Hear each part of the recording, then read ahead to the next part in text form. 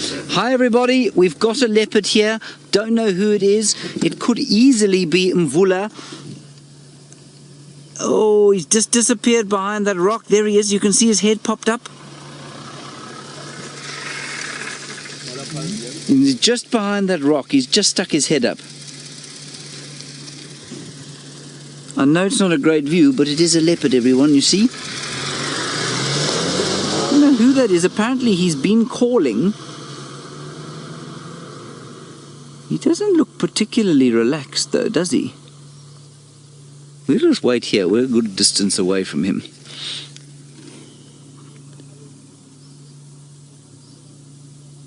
I'll tell you why I say he doesn't look that relaxed. He's looking at us.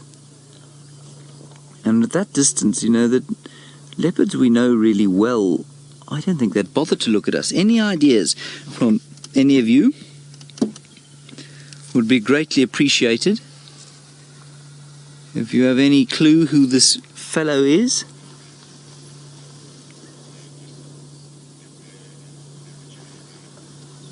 Isn't that wonderful? I know it's not the best view of a leopard, but isn't it special to see how many we must drive past every single day? So we just want to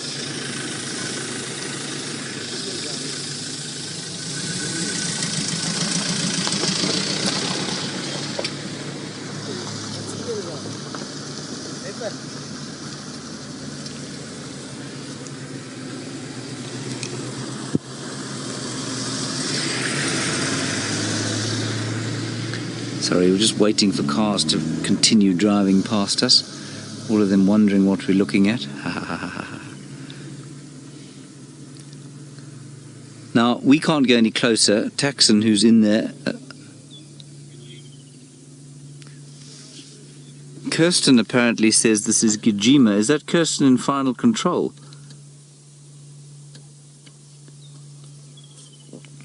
Oh, Kristen.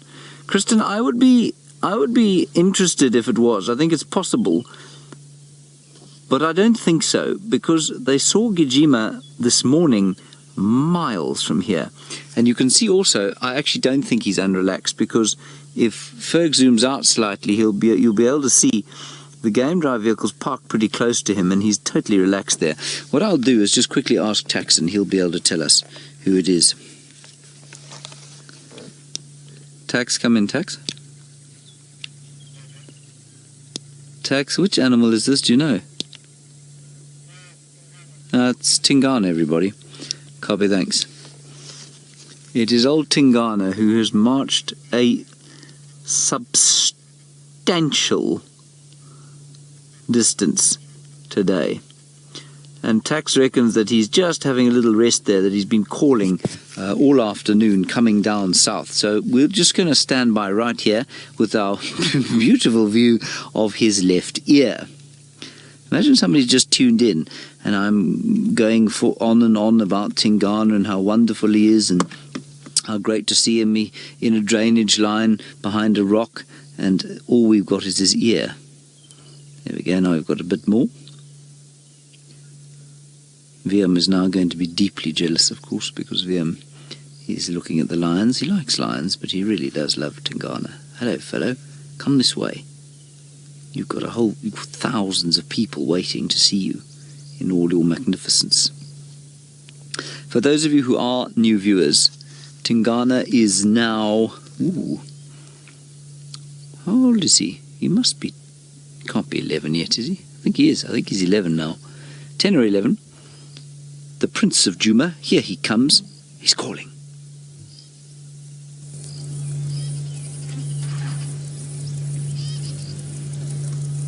He has sired many cubs, including Hosana and Tamba, probably Kuchaba, who we see regularly.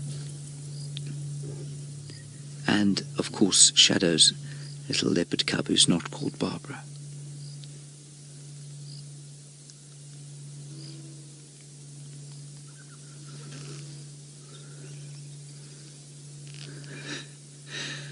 I've heard some buzzing there. I was nearly set upon by a longhorn beetle. Don't worry, everybody. I didn't flinch. Well, not more than once. You see him, Fergus, or are we doing a tree ties on Albizia forbezii? He's out, going up that way. Shall we go a little bit forward? In fact, let's just roll gently back and see if we don't get another view there.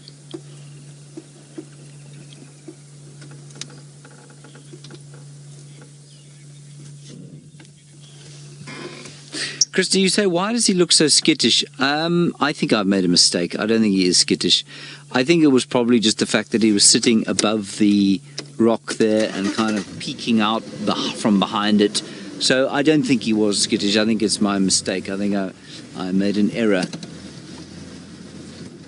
in reading his body language at that distance. He's quite far away. He's at least 100 meters or 300 feet or so. We're just going to sneak up here. We, of course, are not allowed to go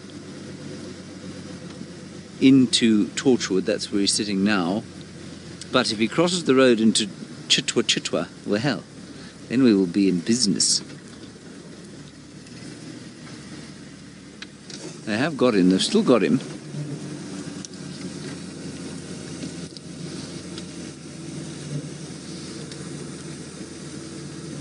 Can you see him, Ferg? He's coming along. He's coming this way. We must just be patient about this.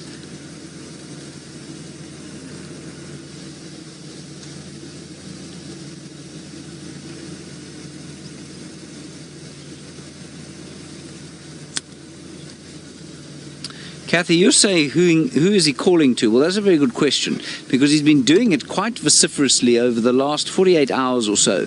Kathy, he's calling to all the other leopards of the area.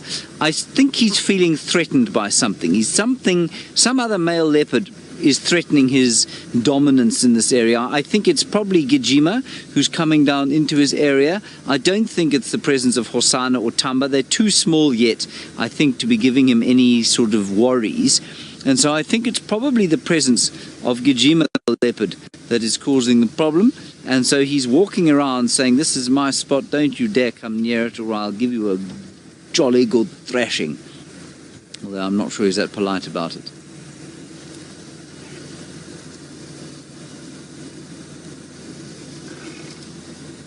And now everybody's waiting here. We'll just see if he pops out over there. There he comes. There he is. He's right on the, just coming down into the drainage now. You got him now. I'm going to keep moving back so we can give everybody space. He's coming this way. Fear not, everyone. What I don't want to do is to block his way. So we're just going to wait here, if that's all right. I hope you don't mind. We're almost certainly going to get a nice view of him.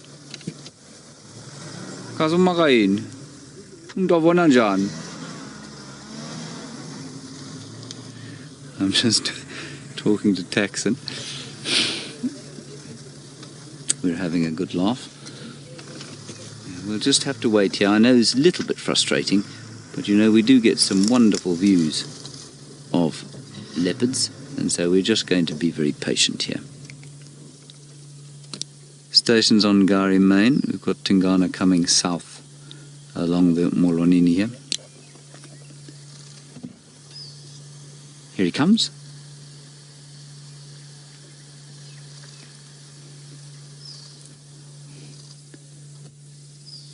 Isn't he just spectacular?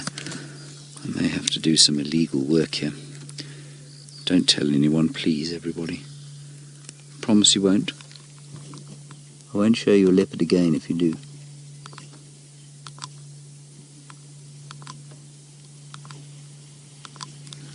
What a magnificent creature. And with any luck, we'll have him to ourselves, going into Chitwa very shortly. Hello, fellow.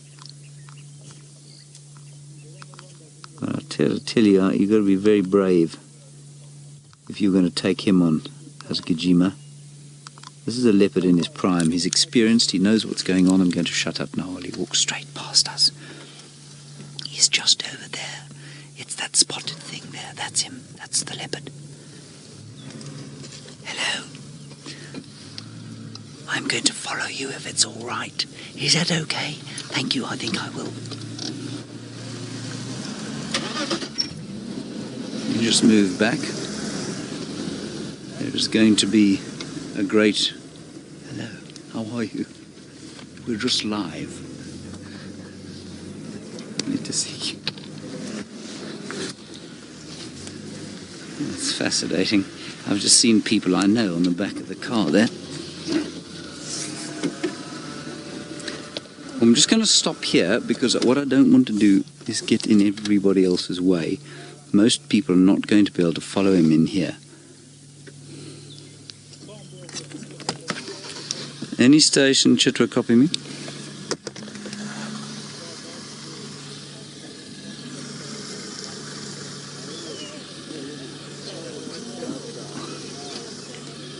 Alright, we're going to carry on, try and get a better view of this beautiful leopard. While we do that, let's go back to Noel and the world's hardiest, well, now dead tortoise. In which case there's going to be complete chaos with people trying to see him.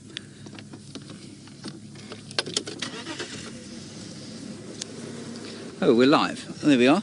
That was nice and quick. Okay, there he is. He's just wandering through the bushes there. I think he's going back onto the Gari main road. Beautiful pictures of our prince moving along through the bushes. Let's try and get back in there now.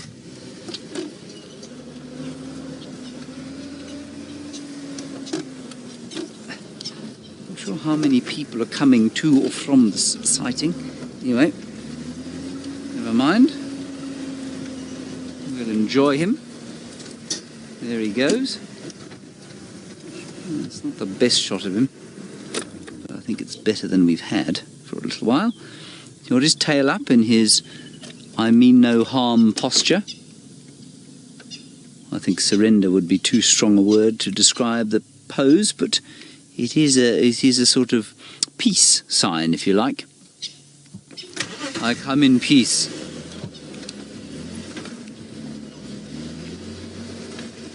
Move around here, much bushes. Watch out, Fergus. Watch out, everybody. Don't hang about outside the car.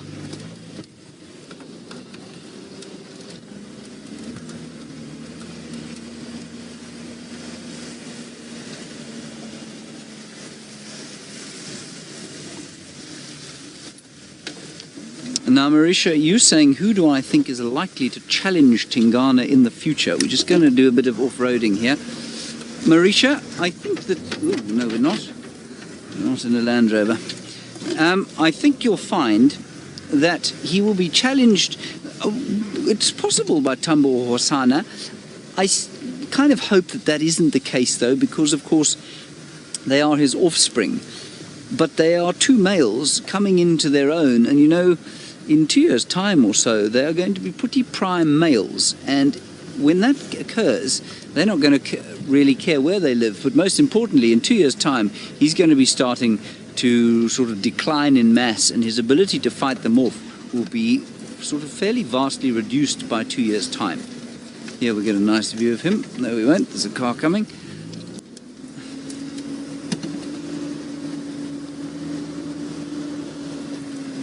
There we go.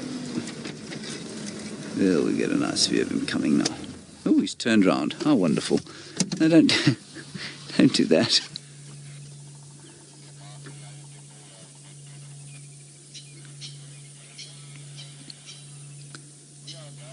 Now he's going to have a little sleep. Can you move back in that way?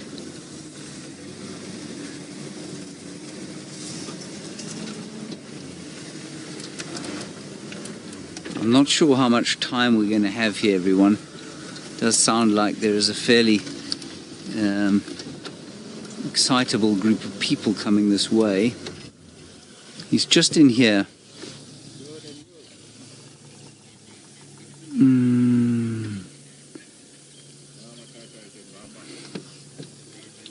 All right, we're not going to have too much time here. No. There we go, we're actually okay. Lots of people leaving.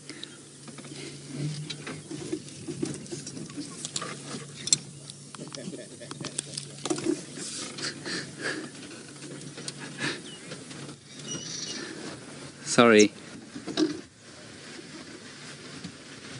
There we go. There we go.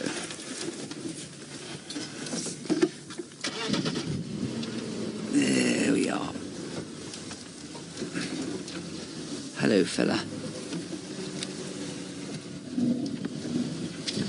Just trying to get a slightly better view of him. There we go. Hello, boy. Now, for me, it's when you get up close to a leopard like this that their detail and their colour and their finery, I suppose, is at its most exquisite.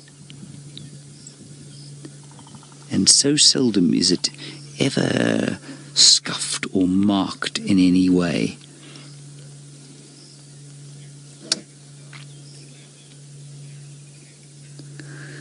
Now, Philip, you ask a good question. You say, does Hosana have to then lay low for 2 years before he can take the territory? Well, yes, in theory, for at least 2 years, because he's not yet 2 years old. A 4 or 5 year old male leopard would still struggle to take over a territory from something this size. I mean, this chap is highly experienced. He's also very, well, I mean, he's a good size. He's a fully grown male leopard, and he knows how to look after a territory. So it is much more likely what will happen is that he will head off, and Hosana, I mean, will head off away from his natal territory when his sort of adolescence kicks in for real. But if he does hang around here, Tingana's probably got another 2 years, maybe 3 years, as the dominant male here, at which point both Tamba and Hosana will be around about the right age.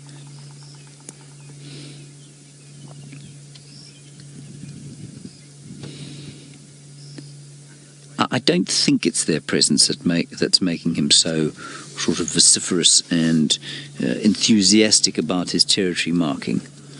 I'm pretty sure it's the incursion of Djuma from the north, which might also, of course, be pushing Mvula further down here. Mvula has gone into retirement in Buffelshoek.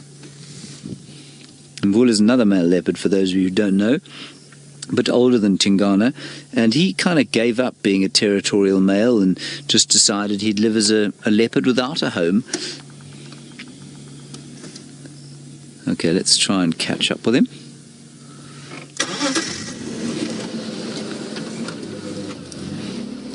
Ooh, he's going towards that enormous termite mound there. That's quite exciting.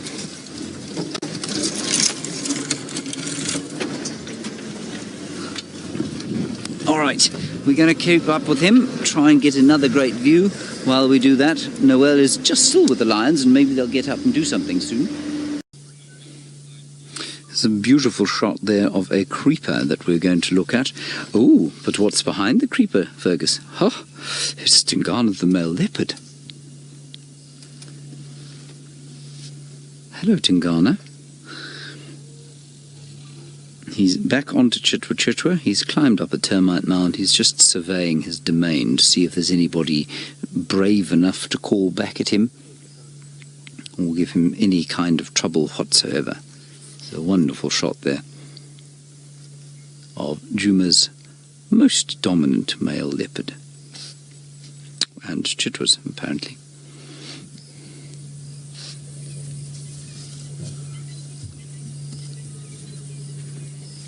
And slowly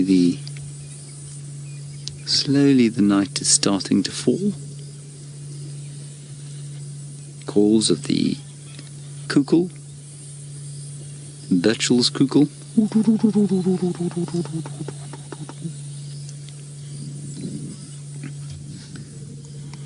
To change the radio channel, it's driving me insane. There we go. Silence prevails. There's a nice shot there of his 5 spots. You can see 2 joined, and then 2 in front, and then 1 just above that. So for those of you who are wondering, when we say he's a 5-5 male, his spot pattern is 5-5. On his right, our left, he's got 5 spots just above his whiskers. You can see he's got 4, and then 1 tiny little one. Then on the other side, he's also got 5. That's why he's called a 5-5 male. There you can see the other 5.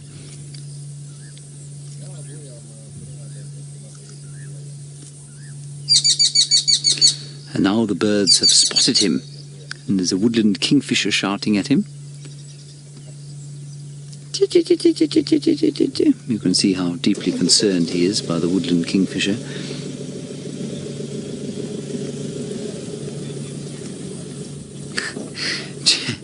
Joy, you said they get ear mites. They certainly get ticks in their ears, Joy. I don't know about specific ear mites that might get into their ears, but they get lots of ticks in there, definitely. I imagine there must be mites and things inside them. But you know, unlike your dog or your cat at home, these guys have got a much better natural immunity to the diseases and parasites and parasitoids. I don't know the difference between a parasite and a parasitoid, I better find out. But to all of the things that might cause disease and sickness, they have a hugely more impressive immunity than our domestic animals do.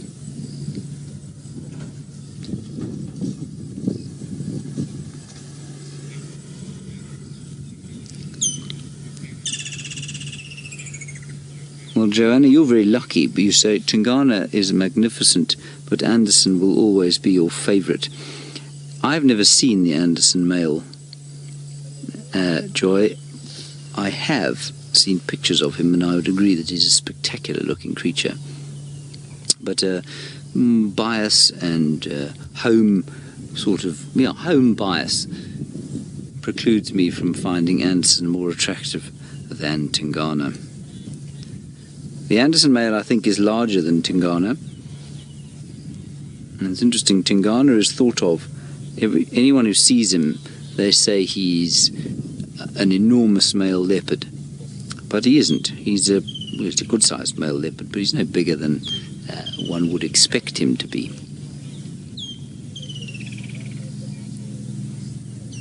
But you can see how grizzled his face is. He's been in many fights, this fellow, and he's won them all by virtue of the fact that he's here.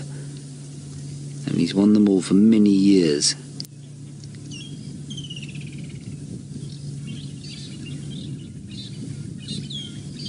You can hear all the birds calling around him.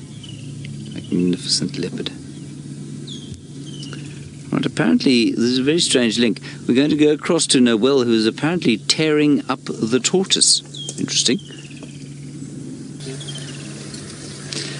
Right, here we are again with beautiful Tingana. He is still sitting on his termite mound, completely relaxed. Now, if he'd carried on going along the drainage line that we started walking along with him on, he'd have come across a fairly large male warthog that was sitting oblivious on some very nice green grass. But he moved out of that area and came up here. And basically, just to orientate you, we are sitting just to the south and east of the Chitwa Dam. And so he's looking down off the top of his termite mound down towards the Chitwa Dam, and obviously all the activity that goes on in the clearings at this time of the day. Very subtle pinkish colours there, just touching the sky. Not much of a sunset we had today, as the weather moves in from the south and west. It's been an absolutely gorgeous afternoon, though.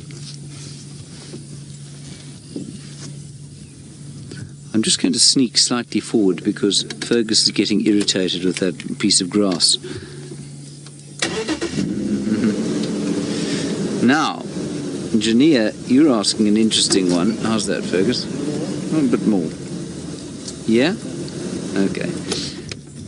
Jania, you're saying, would quarantine try and take his territory? Now, there's a prospect. Quarantine, for those of you who don't know, of course, is, how old is he about to be? He must be about to be, he was born 2013, was it? So I think he's 4 now. It might actually be, it couldn't be 2012, surely. Anyway, he's 4 or 5. Haven't seen him for a long time. He is about to become territorial, and he may already be. And, I mean, we know that he has mated already at his young and tender years, a bit of a Mrs. Robinson situation we had on Cheetah Plains. He and Inkanyeni, no spring chicken she is, and they certainly mated. Whether it resulted in a pregnancy or not, I'm not sure. But so he's certainly come into his early adulthood. And so, could he take this territory? Yes, potentially, not yet. This leopard is still too dominant. Quarantine would take him on at his peril. But Quarantine could take his brother's territory, and he seems to be a bit heftier than his brother. Shivambalana is his brother, of course. And Shivambalana lives just to the east of us, sort of Cheetah Plains area and into the Kruger National Park. And I think Quarantine is trying to sandwich himself a piece of territory between Tinganas and between Shivambalanas.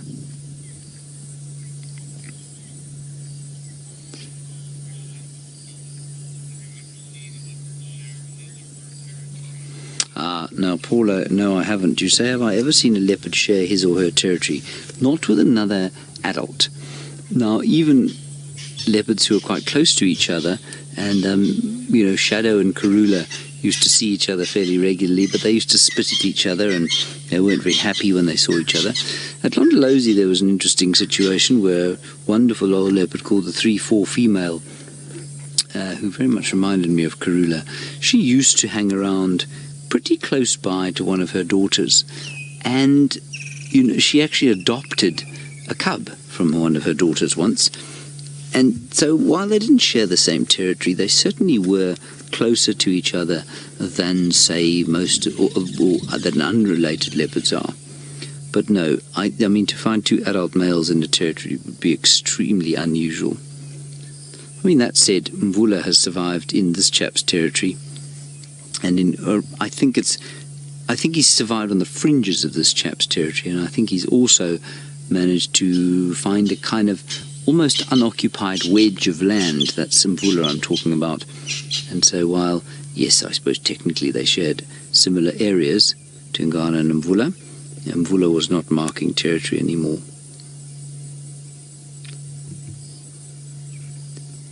Do you agree with that, Tingana? Do you think that that is a fairly accurate representation of what's happened? Joanna, you're wondering about my favourite Tingana sighting. I'm trying to think of one now. I've spent a lot of time with this leopard doing exactly what he's doing now, sitting on a termite mound and snoozing. I don't think I've seen him hunt.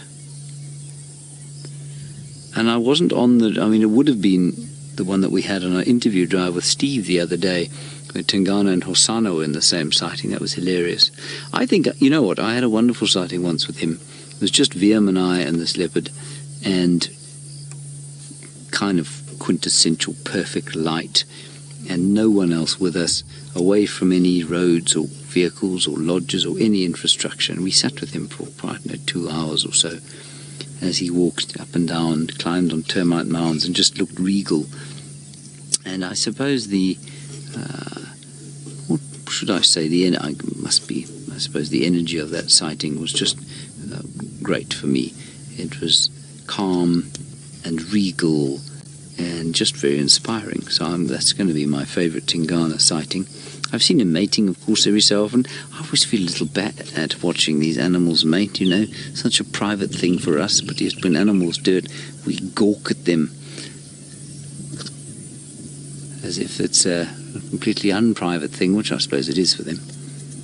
They don't seem to mind.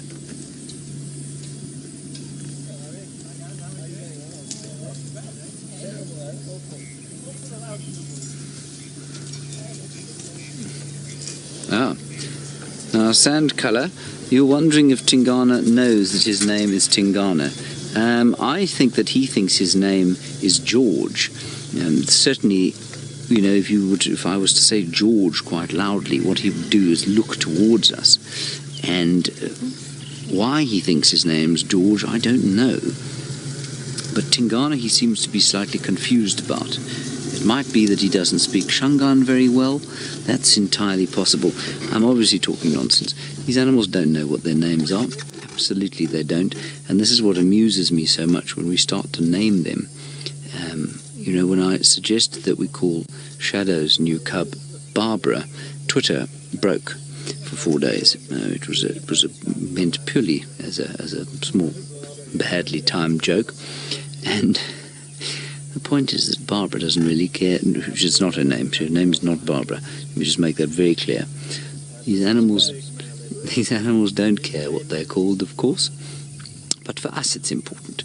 And it's because it gives us an attachment to them. And, you know, I came from an environment where you didn't name leopards. Well, in theory you didn't, so you'd call them after their territories. So we had the Clara Dam female, and she was a sort of very like Kruger type leopard that we had around a place called Angama, where Herbert and I both worked. And it wasn't very long before people stopped calling her the Clara Dam female and just Clara. And the reason that we were given that we weren't allowed to give them names, because calling her the Clara Dam female wasn't giving her a name, it was just naming kind of her, was because we didn't want people to feel that they were tame, that it took away in some way from the wilderness of the animals that we saw. And I used to buy into that completely. I now think it's nonsense. And I think that the more attached people become to these animals, of course, and this is why the naming thing is so important, the more attached they become to these animals and the characters that they are, as so many of you have, of course, the more you're going to talk about them, the more aware people are going to become about them, and therefore the greater their chances of survival into the future are. And as Graham Wallington pointed out to me once, the ultimate example of that, Cecil the lion. If that lion's name was not Cecil, if it had just been Lion Male number 1 of the Hwange West Pride, no one would have known about it. It would never have exploded like it did on social media. So I think the naming of these animals is important. Not to them, of course. They couldn't care less. Well, they don't know to care less. Also, of course, we know that cats are very bad at knowing their names. My mother's cat doesn't know her name. I don't think. She might just be insolent and refusing to acknowledge it.